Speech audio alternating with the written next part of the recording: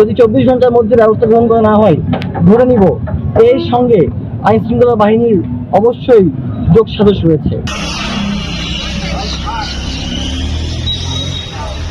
আজকে পূর্ব নির্ধারিত জুলাই পদযাত্রা এবং পথসভা গাঙ্গিতে হবে, এই বিষয়ে কোনো দ্বিমত নেই, কোনো কনফিউশন নেই। এবং আপনারা দেখবেন যে ঠিক বিকেল থেকে এই পুরো জায়গাটা লোকারণ্য হয়ে যাবে। ইতিমধ্যে আমরা আমাদের স্টেজের সকল প্ল্যানিং প্রিপারেশন সম্পন্ন করেছি।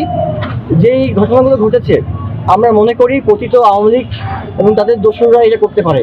কারণ বাংলার যুব সমাজের প্রতি এই যে ঘৃণ্য একটা অপপ্রচার বা ঘৃণ্য যে মানসিকতা আওয়ামী লীগ ছাড়া অন্য কেউ করবে বলে আমরা মনে করি না। তবে যদি সেখানে অন্য কেউ জড়িত থাকে, আমি ইতিমধ্যে বলেছি প্রশাসনকে যে দ্রুত সময়ের মধ্যে সিসি ফুটেজ দেখে ব্যবস্থা গ্রহণ করতে হবে। যদি 24 ঘন্টার মধ্যে ব্যবস্থা গ্রহণ করা না হয়, ধরে নিব এর সঙ্গে আইন শৃঙ্খলা বাহিনীর অবশ্যই যোগসাজশ রয়েছে। আমরা ইতিমধ্যে দেখেছি গতকাল থেকে এসপি সাহেব এসেছেন, আজকে এখানে এডিশনাল এসপি সাহেব এসেছেন।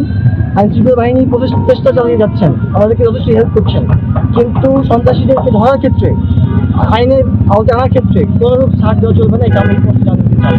একই সঙ্গে এনসি থেকে কোনোরূপ ভয় দেখিয়ে কোনো আমাদেরকে কনফিউশন তৈরি করে আমাদের এই প্রোগ্রাম থেকে পিছিয়ে রাখা যাবে না। জুলাই অনেক ভয় দেখানো হয়েছে, জুলাইকে পিছিয়ে দেওয়া যায়নি। হাসিনা পালিয়ে গেছে, হাসিনা দোষর কিংবা লেফটেন্যান্টেরও এখান থেকে পালিয়ে যাবে, আমাদেরকে ভয় দেখিয়ে থামাতে পারবে না।